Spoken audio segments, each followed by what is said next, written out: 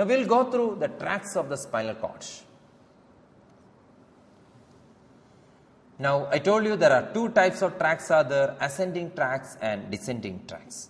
The sensory information from the receptors throughout the most of the body is relayed to the brain by means of ascending tracts fibers that conducts the impulses up to the spinal cord.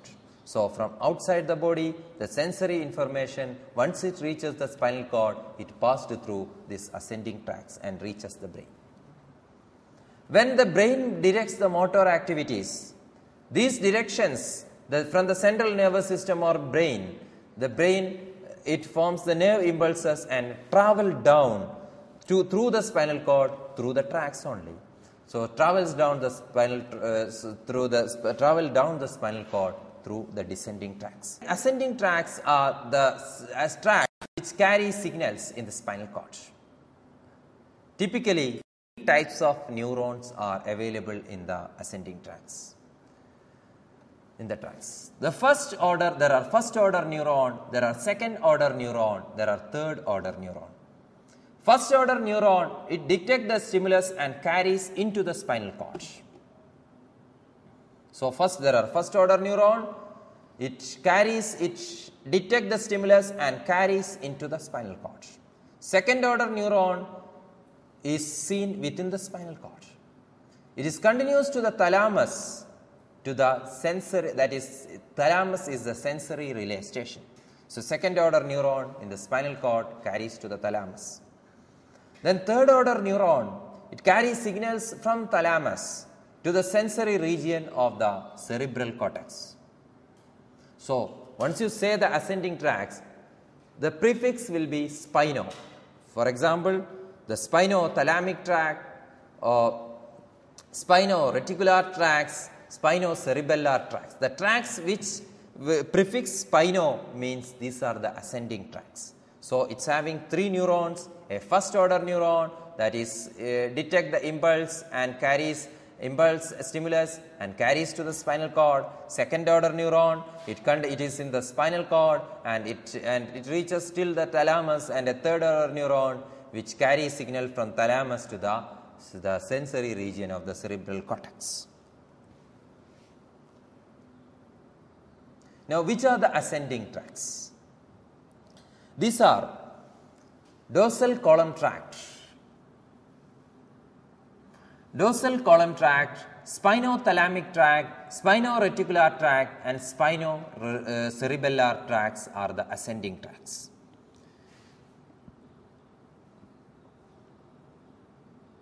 So, dorsal column tract, dorsal spinothalamic tract, spinoreticular tract, and spinocerebellar tracts are the descending tracts, ascending tracts.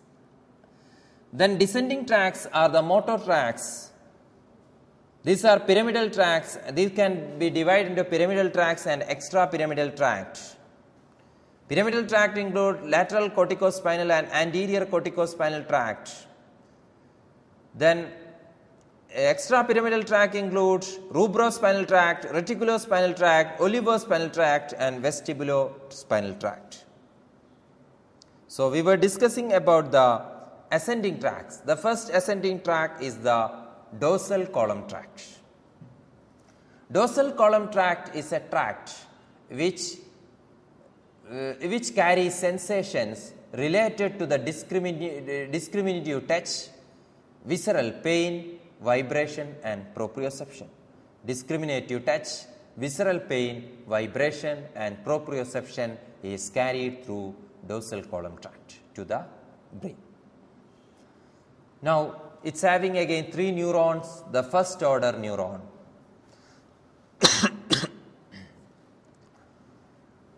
First order neuron, it detects the stimulus. There is fasciculus gracilis and fasciculus cuneatus is there.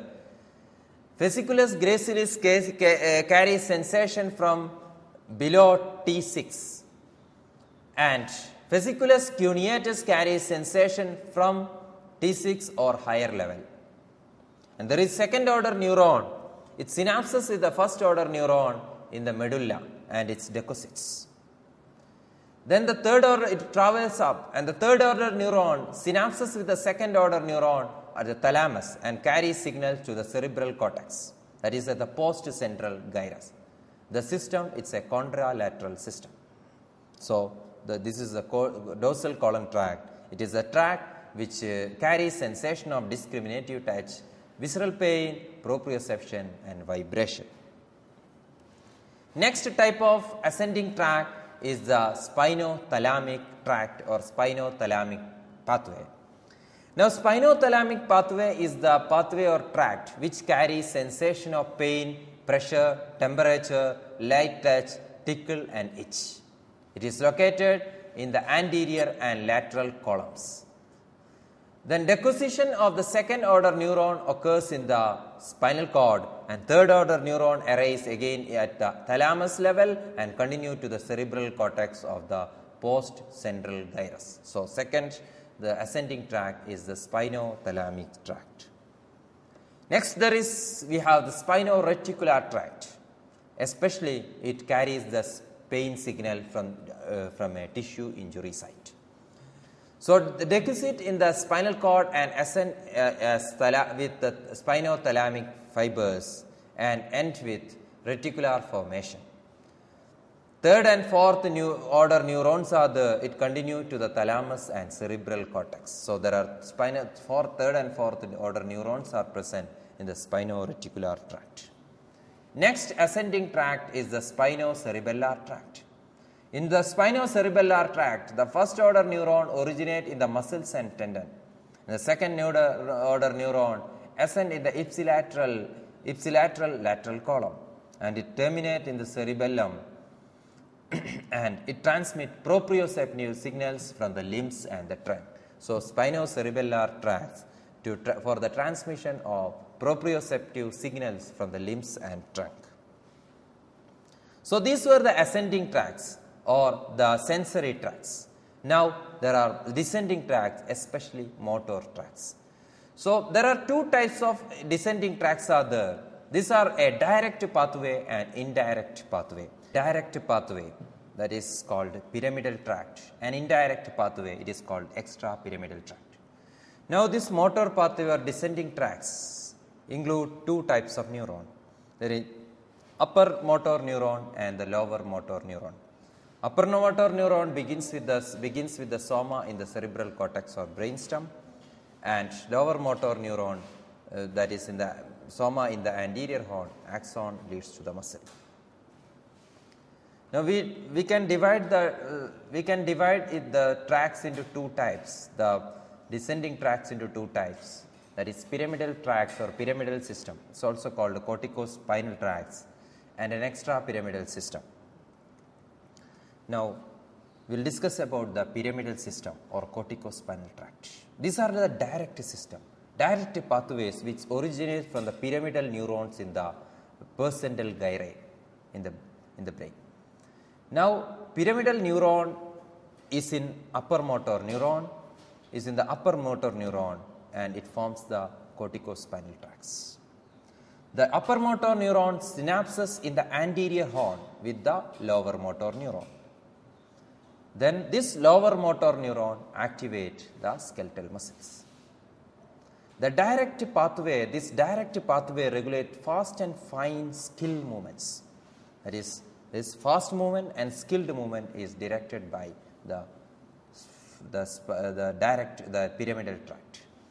Now, there are two types of pyramidal tracts. There are two parts. There is a lateral corticospinal tract and anterior corticospinal tract.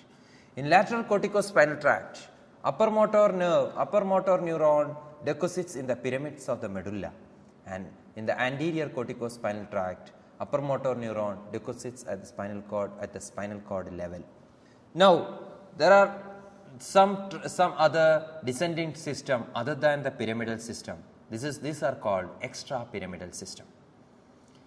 Now, its upper motor neuron originates in nuclei deep in the cerebrum, and upper motor neuron does not pass through the pyramids, and lower motor neuron is in the anterior horn of the motor neuron. It is at the lower motor neuron is an anterior horn motor neuron, and this system includes the indirect system or extrapyramidal system includes rubrospinal tract, vestibulospinal tract, reticulospinal tract and tectospinal tract. So, these are not like pyramidal system. This in the extrapyramidal system is multisynaptic. Now, the different extrapyramidal system we already named it: tectospinal tract, reticulospinal tract, vestibulospinal tracts and rubrospinal tract. Tectospinal tract, the reflex, it produces the reflex turning of the head in response to the sight and sound. Reticulospinal tract, its function is it controls the limb movement. Important to maintain the it is important to maintain the posture and balance. So, reticular spinal tract controls the limb movements. So, it's important to maintain the posture and balance. Next is the vestibulospinal tract, that is especially its main function is postural muscle activity, that is control. And rubrospinal tract, it originates from the red nucleus of the midbrain and it controls the flexor muscles. Now, we will be discussing about the spinal nerves. So, we already discussed is that spinal nerve is a part of the peripheral nervous system. There are 31 pairs of the spinal nerve, that is 8 at the cervical level, 12 at the thoracic level, 5 at lumbar level, 5 at sacral level and 1 at coccygeal level. Now, how the spinal nerves are formed? Each spinal nerve is formed by the union of the anterior and posterior roots in the intervertebral foramen. Now, the anterior root, it contains the motor fibers for the skeletal muscle. Those from the T1 to T. So, anterior root, it contains the motor fibers for the skeletal muscle. Those from T1 to L2 contain sympathetic fibers. S2 and S4 contain parasympathetic fibers. Posterior root contains the sensory fibers whose cell bodies are in the spinal ganglion. So, it is formed from the posterior and anterior root. The spinal nerves are formed from anterior and posterior root. Now, once we see the functional component, we can see there are 4 functional components are there for the spinal nerves. There is a somatic efferent nerve fiber is there. There is a visceral efferent nerve fiber is there. Somatic efferent nerve fiber is there and visceral afferent nerve fiber is there. Somatic efferent nerve fiber is the fibers that transmit motor impulse from spinal cord to the skeletal muscle. Visceral efferent nerve fiber is fiber that transmit the motor impulse from spinal cord to the smooth muscle, cardiac muscle or glands. These are the visceral efferent nerve fiber. So, afferent is just opposite of that. That is, somatic afferent nerve fiber means the fibers that transmit exteroceptive and proprioceptive impulse, that is sensory impulse from body to the spinal cord. Visceral means the fibers that transmit impulses from viscera to the spinal cord. So, functionally it is having 4 components. Functionally a spinal nerve is having 4 components. These are the somatic efferent, visceral efferent, somatic afferent, visceral afferent. Now, what is a nerve plexus? We might have heard lots regarding the nerve plexus, like brachial plexus, like lumbar plexus, like cervical plexus. What is meant by nerve plexus? It's a complex interwoven network of the nerve. It's called nerve plexus. 3 large plexus are seen at the body. These are cervical plexus, brachial plexus and lumbosacral plexus. The lumbosacral plexus can be further divided into lumbar plexus, sacral plexus. So, nerve plexus means these are complex interwoven nerves. So, mainly 3 types of plexus are seen in the body: cervical plexus, brachial plexus and lumbosacral plexus.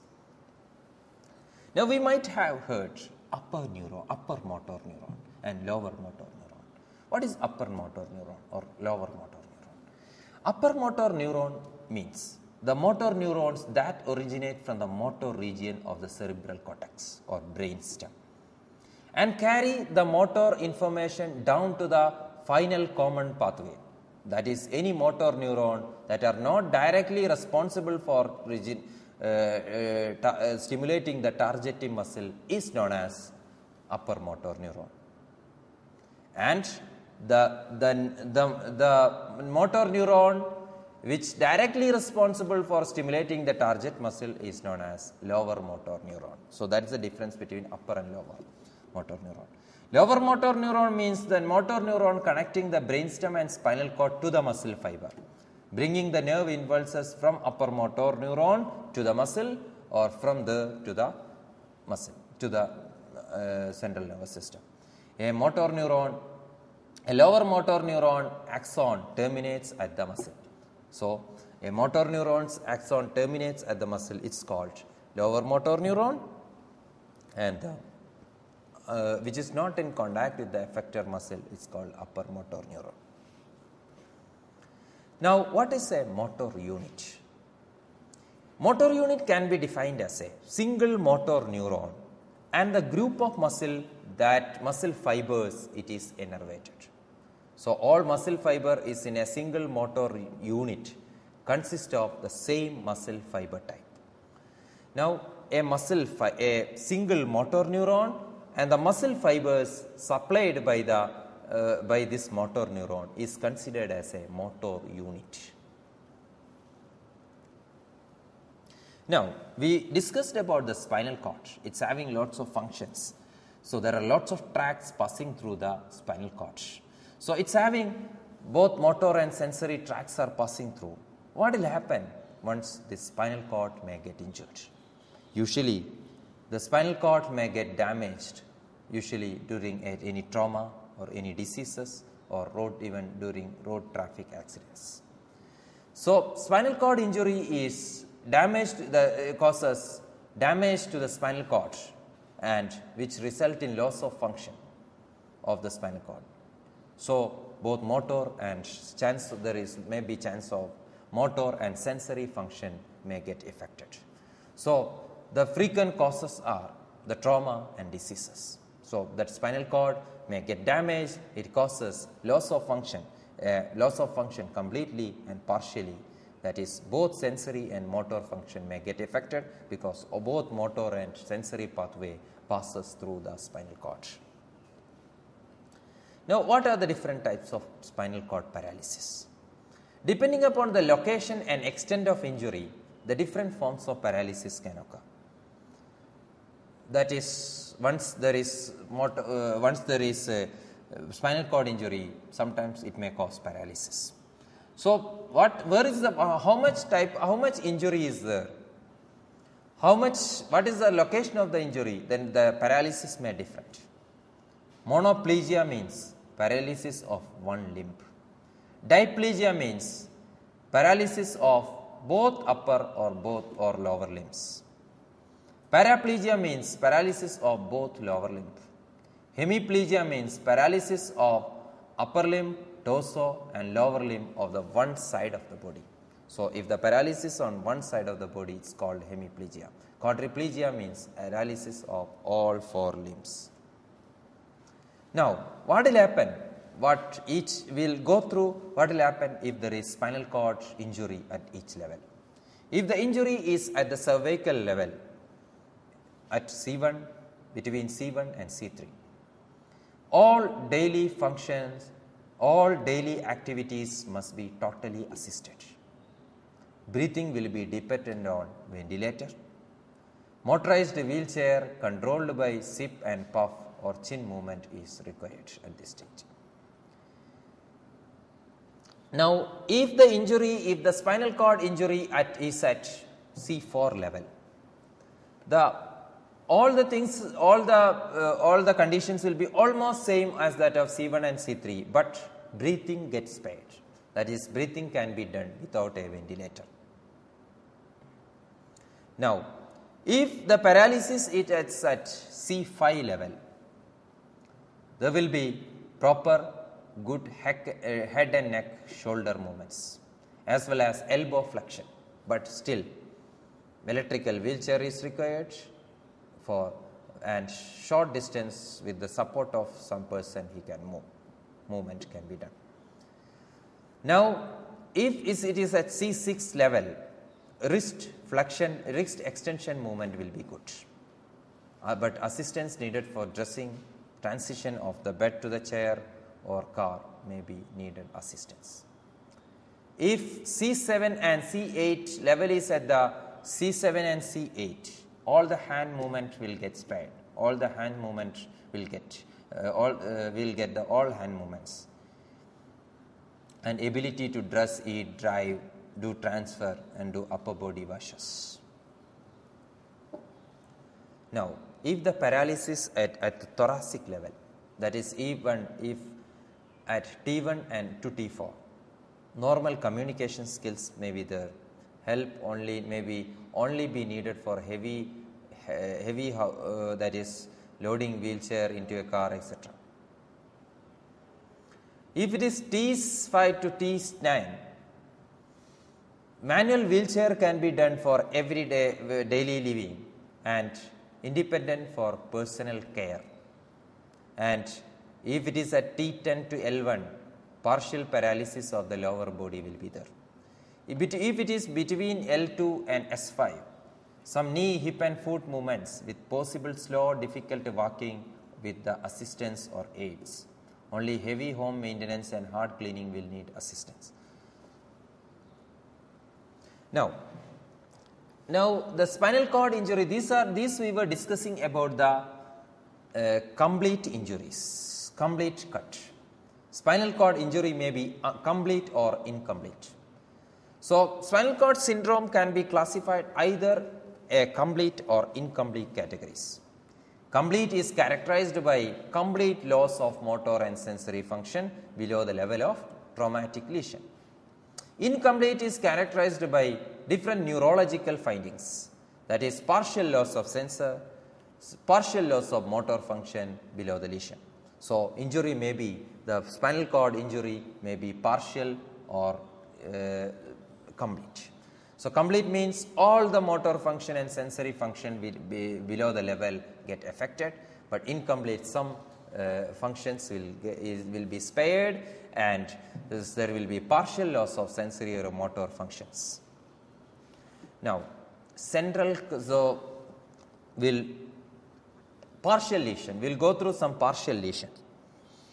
So, first one is a central cord lesion, usually involves in the cervical region. It usually results from the cervical hyperextension causing an ischemic injury to the central part of the cord. So, central part of the cord get affected. So, there will be motor weakness is present in the upper limb than lower limb. So, as the central cord is get affected, in the central cord syndrome, there will be motor weakness will be more in the upper limb than the lower limb. Then patient more likely to lose the pain and temperature sensation than the proprioception. Patient may complain of burning feeling in the upper limbs and more commonly seen in older patients with cervical arthritis and narrowing of the spinal cord. So, central cord syndrome means the center part will get affected. So, usually there will be upper limb will be affected than lower limb, and patients may complain of burning feeling in the upper limb and they may lose pain and temperature, but proprioception may get spared. Next type of lesion is the Brown-Sequard lesion. In Brown-Sequard lesion, one side of the spinal cord, one half of the spinal cord may get affected. That is, Brown-Sequard syndrome may result from an injury only to only half of the spinal cord and is most noticed in cervical region again. It is usually a tumor or a trauma or inflammation may cause Brown-Sequard syndrome. So, there will be motor loss is evident on the same side as the injury to the spinal cord. Sensory loss is evident on the opposite side, especially on the opposite side of the location. Then bowel and bladder will be normal. Person is normally able to walk through some bracing or a stability device may be required. The next one is the anterior spinal cord syndrome. It is usually result from a compression of the artery that runs along in front of the spinal cord. So, compression of the spinal cord may form maybe from a bone fragment or a large herniation. Even a bone fragment or a disc herniation may cause compression of the anterior spinal cord syndrome. Patient with anterior spinal cord syndrome have a variable amount of motor function below the level of injury, depends upon which area, which track is which side of the anterior side is get affected. Sensation to the pain and temperature also are lost, while the sensitivity to the vibration and proprioception are preserved. So these are the different types of the spinal cord paralysis, that is spinal cord injury. It may be a partial injury or a complete injury. That is partial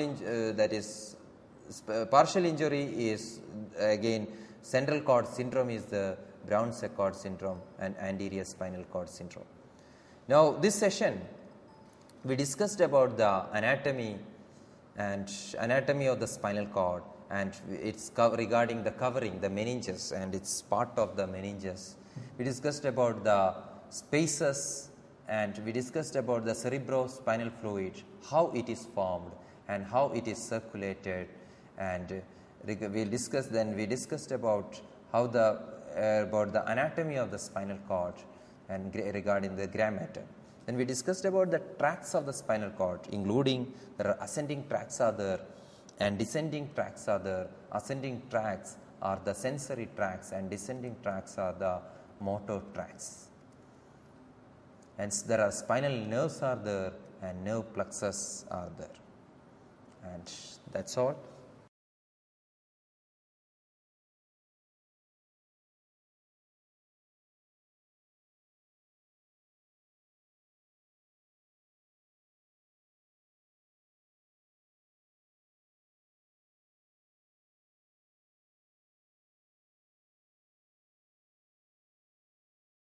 Diencephalon is the midline structure which is largely embedded in the cerebrum, and as it is embedded inside, it is hidden from the surface view. Now diencephalon is having two parts, a dorsal part and a ventral part. Dorsal part consists of thalamus, metathalamus and epithalamus. Dorsal part is having three parts again, that is thalamus, metathalamus and epithalamus. The ventral part consists of subthalamus and hypothalamus. So diencephalon can be divided into two parts, a dorsal part and a ventral part. The dorsal part consists of thalamus, metathalamus, epithalamus, ventral part, subthalamus and hypothalamus. Now we will be discussing about thalamus. Thalamus is a major station. It's a station where all impulses is transferred. It is all impulses relay through the thalamus. That is, it's a major station where all specific sensory impulses except smell relay before terminating into the cerebral cortex. Now, so even the cerebral cortex is damaged, crude sensory perception, for example like pain, remains present because thalamus acts as a crude center for sense of perception. So thalamus is a relay station, or it's a station where all the sensory impulses are transferred to the cerebral cortex.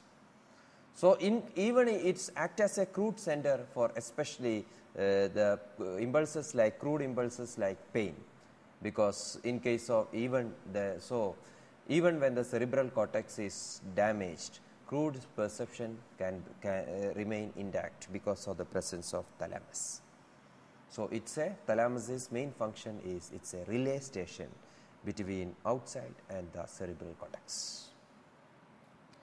Now almost majority of the ascending impulses, non-specific ascending impulses from reticular activating system relay through the thalamus, through the thalamic nucleus, especially through the thalamic nuclei before it reaches to the cerebral cortex. And it's having intimate connection with the frontal cortex and hypothalamus. Thalamus is also involved in the feeling of personality and different emotions. So it's having connection with the hypothalamus and it's associated with the frontal cortex also. So it's having a role in the subjective feeling of personality and various other emotions. Next part is the hypothalamus. Now thalamus and hypothalamus together we can call it as diencephalon. it is seen at the, it is lies at the lateral wall of the third ventricle. Now, it can be considered as a head ganglion of the autonomic nervous system because it takes part in the control of many visceral and metabolic activities of the body. So, hypothalamus we can call it as a head ganglion or head of autonomic nervous system because it is having lots of visceral and metabolic functions. We will go through what are its different functions of thalamus, hypothalamus. So, different functions of hypothalamus. The first thing is that the most important function of hypothalamus is the endocrine control. It produces lots of inhibiting and releasing hormones, and by forming this releasing the releasing and inhibiting hormone, it regulates the anterior pituitary, especially it produces inhibiting and releasing hormone which control the endocrine functions of anterior pituitary. So, this hormone they are having, it produces releasing and inhibiting hormone. The releasing hormones are GHRH, that is growth hormone releasing hormone, TRH, that is thyrotropin releasing hormone, and GRH, gonadotropin releasing hormone. So, it produces this endocrine control, it produces three types of hormones, three types of releasing hormones, that is growth hormone releasing hormone, thyrotropin releasing hormone, and gonadotropin releasing hormone. It produces two inhibitory hormones also. So, these are somatostatin, that is growth hormone inhibiting hormone, and prolactin inhibiting hormone. So, through this releasing and inhibiting hormone, this hypothalamus controls the anterior pituitary. So, growth hormone releasing hormone, thyrotropin releasing hormone, gonadotropin releasing hormone, growth hormone inhibiting hormone, and prolactin inhibiting hormone are the hormones which releasing and inhibiting hormone or controlling hormones which is produced by hypothalamus. Now, instead of this, the other functions are, it can produce, it is having other endocrine functions like it can produce hormones also. The first one is it's having a function of neurosecretion. So, it produces oxytocin and vasopressin. These are the main hormones which is produced by hypothalamus. And after producing this oxytocin and vasopressin, it is released, it is transported to the posterior pituitary, and posterior pituitary it acts as only as a storage organ. So, hypothalamus produces the oxytocin and vasopressin, and it is stored in the posterior pituitary. Now, it's having, hypothalamus is having functions on the ANS, that is autonomic nervous system. That is especially the anterior part of the hypothalamus, it mediates the sympathetic activity. So, hypothalamus controls the autonomic nervous system. So, it can control the cardiovascular system, it can control the respiratory system, and it can control the elementary functions also. So, the hypothalamus is having the autonomic effect also. It controls the autonomic nervous system, it mediates the sympathetic activity. Now, the next function of hypothalamus is it's having temperature regulation function. So, there will be a balance between heat production and heat loss in the body. So, there are lots of mechanisms which controls the heat production and which controls the temperature of the body. So, once there is a raised temperature, it causes there will be vasodilatation and sweating. It gives the information for vasodilatation and sweating, and it controls the temperature. So, once there is vasodilatation, there will be the blood will be there will be more movement of the blood and the distribution of the heat at different parts of the body, and the body controls the heat. And next mechanism of heat control is sweating. And once there is a lowered temperature is there, so body itself, especially through mediated by hypothalamus, there will be vasoconstriction and there will be shivering. It also produces heat. So, temperature regulation is especially done by hypothalamus. So, it is by that is once there is a decrease in the heat, so it makes it hypothalamus regulate, and it increase the vasoconstriction and shivering and produces more heat. And along with that, if there is an increased heat, if there is a raised heat, by doing vasodilatation and sweating, it controls or it depresses the heat. Now, next function of hypothalamus is the regulation of food and water intake. That is, there is a feeding center and a satiative center is there in the hypothalamus. The feeding center is situated laterally, and satiative center is situated in the medial side. So, for example, if there is stimulation of the feeding center, it causes hungry. So, the person may take more food. Or if there is a stimulation of satiative center, the person will feel like the person won't feel hungry, and there will be hyperphagia. And there will be hypophagia. If there is stimulation of the satiative center, there will be hypophagia. So, stimulation of the feeding center or the damage of the satiative center causes a hyperphagia, that which leads to obesity. Now, if there is stimulation of the satiative center and damage to the feeding center causes hypophagia or even aphasia. So, regulation of the food intake is done by hypothalamus. There is a feeding center and a satiative center. Which center is getting stimulated depends upon that. The person may feel hungry, hyperphagia or aphasia or even hypophagia. Now, there is a drinking center is also situated in the lateral part of the hypothalamus. So, this also controls how much thirst the person is. So, hypothalamus regulate the food and water intake also. So, it is the feeding center is placed on the lateral side of the hypothalamus, and the satiative center is situated placed on the medial side of the hypothalamus. Again, drinking center is on the lateral part of the hypothalamus. So, that this is the method how this is the regulation of the food and water intake. Now, it is having control on sexual and reproduction activities. So, we already discussed it produces some releasing hormone and inhibiting hormone. So, there is a gonadotropin, it produces gonadotropin releasing hormone, and it controls the through anterior pituitary, it controls the gametogenesis, it controls the various reproductive cycles, and it produces maturation and maintenance of secondary sexual characters. Now, another function of hypothalamus is that it controls the biological clock. There is a rhythm in the body, there is a biological clock in the body, and hypothalamus is the center which controls the biological clock. And next is emotion, fear, rage, pleasure, reward, punishment. All these are controlled by hypothalamus along with the limbic system and prefrontal cortex. So, we were discussing about the functions of hypothalamus.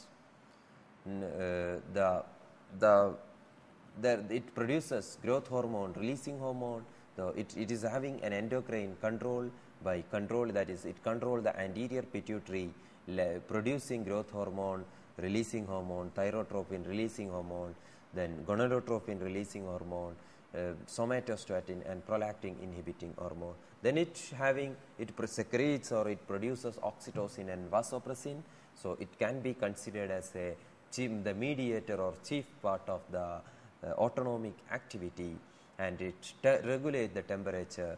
It regulates the food and water intake, and it is having an active role in sexual and reproductive activities. It controls the biological clock, and along with the limbic system and prefrontal cortex, it controls the emotion, fear, rage, pleasure, reward, punishment, etc.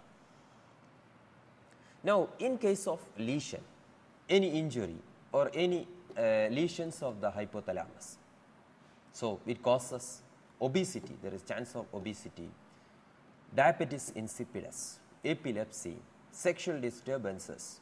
There may be disturbance in the sleep or disturbance in the biological clock. There may be chance of hyperglycemia and even glucosuria. So any of the symptoms depends upon which part is affected or depends upon how much it is affected. Any of the symptom may present. So there may be obesity, chance of obesity, diabetes insipidus, epilepsy may be the sexual disturbances, may be the disturbance of sleep and biological clock may be there. There may be chance of hyperglycemia and glucosuria. Next important structure in the brain is the basal ganglia. Basal ganglia is considered as it is a subcortical intracerebral mass of gray matter forming an important part of the extrapyramidal system. Basal ganglia is having mainly 4 parts. There is a corpus striatum, there is amygdaloid body, there is a claustrum and caudate. These are the different 4 parts of the basal ganglia. Corpus striatum, amygdaloid body, claustrum and caudate are the 4 different parts of the basal ganglia. Now, what are the functions of basal ganglia? So, it is necessary for normal tone and posture, and it is needed for all voluntary and associated movements, and it is associated as its main function is initiation of voluntary movement, and it inhibits the appearance of static tremor. So, any lesions of the this basal ganglia causes, that is, it will affect the tone and posture, and it will affect the movement, especially the initiation of movement, and it causes tremor, static tremor. So, main functions of basal ganglia are it is necessary for normal degree of tone and posture, and it is needed for voluntary movement, that is starting or especially associated as well initiation, especially initiation of voluntary movement and associated movements, and it inhibits the appearance of static tremor. Now, there may be chance of damage to this basal ganglia, and the damage or lesions of the basal ganglia is known as Parkinsonism or Parkinson's syndrome. The causes may be idiopathic or a Wilson's disease, which is there will be associated liver diseases also. A viral infection of the brain may get affected the basal ganglia, or a direct trauma or a traumatic brain injury. Even there are drug induced lesions are also there. So, the causes may be an idiopathic without any cause, or a Wilson's disease, a viral disease, or a drug induced basal ganglia lesion, or even a direct trauma may cause the lesions of the basal ganglia. Now, we already discussed that the functions of basal ganglia is mainly it controls the normal degree and tone, and it inhibits the chance of appearance of tremors, and it is one of the main area which controls the proper movement. Now, absence of any lesions of this basal ganglia causes affect all these functions. So, the signs and symptoms of Parkinsonism is, the first one is rigidity. Rigidity, the type of rigidity seen in Parkinsonism are lead pipe rigidity and cogwheel type of rigidity. Leg pipe rigidity means that there will be rigidity throughout the movement, and cogwheel rigidity is a jerking type of movement will be available. So, there will be rigidity at intervals. Now, tremors.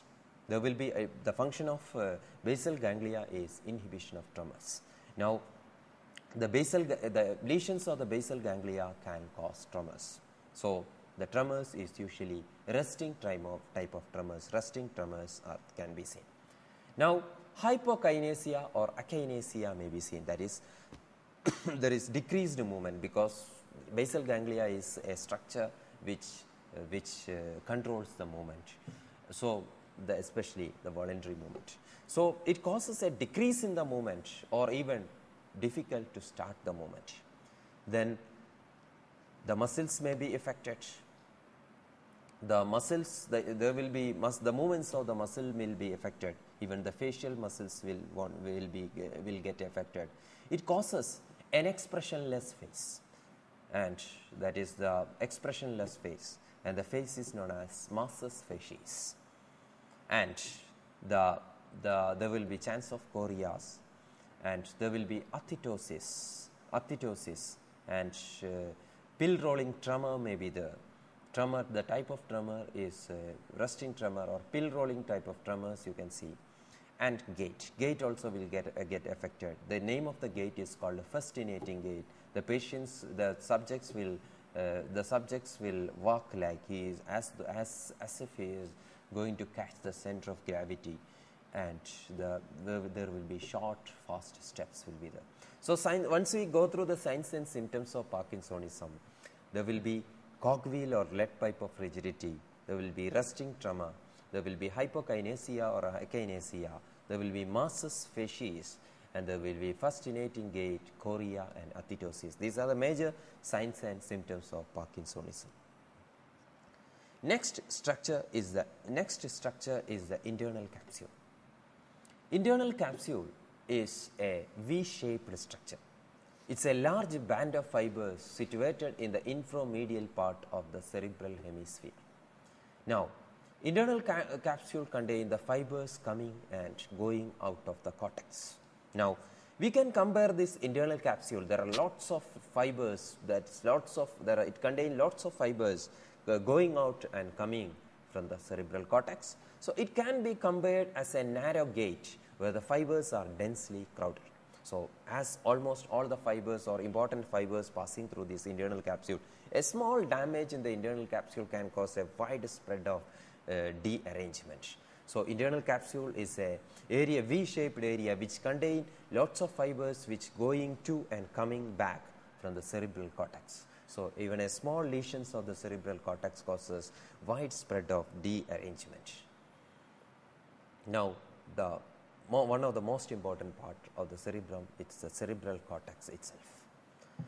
Now, once we see anatomically the cerebral cortex can be divided into 4 areas. Anatomically, the cerebral cortex can be divided into 4 areas, that is frontal, parietal, temporal and occipital lobes. So, cerebral cortex can be divided into frontal, parietal, temporal and occipital lobes. Now, Brodmann have divided the cerebral cortex into 47 areas, different areas for different functions. So, some major areas are motor area is area 4. There is a premotor area, that is area 6. There is frontal eye field, area 8. Prefrontal area, that is area 9, 10, 11, 12. There is Broca's area, it is also called speech area, that is area 44. These are some major areas, and we already discussed, that is Brodmann divided the area cerebral cortex into different areas. Then we already discussed how the lobes are, how the cerebrum is divided into different lobes, and the frontal lobe mainly controls the voluntary control of the skeletal muscle is at the frontal lobe. Motivation, aggression, mood is also controlled. Then planning, social judgment, intelligence, everything is controlled by the frontal area. Then parietal area is the major center for reception and evaluation of most of the sensory information, but it excludes smell, hearing and vision. And it's the taste, touch, pressure, temperature and pain is already the reception and evaluation of most of these sensory information like taste, touch, pressure, temperature and pain is at the parietal lobe. But smell, hearing and vision are not there. That is especially the special senses. 3 important special senses are not there in the parietal lobe. Occipital lobe is the area where it receive and evaluate the vision, and temporal lobe is the area which evaluate the smell and hearing, and then memory and visual recognition and emotions are controlled by the temporal area. So, again the parts that frontal area mainly the voluntary control of the skeletal muscles and its intelligence, motivation, social judgment, aggression, planning, mood, etc. is controlled by the frontal area. Then parietal area, especially these are the sensory areas, especially it receives the sensation like taste, touch, pressure, temperature, pain, but occipital area is for vision and temporal area is for smell and hearing, especially the memory, visual recognition and emotional behavior is at temporal area. Now, there is a small part called insula.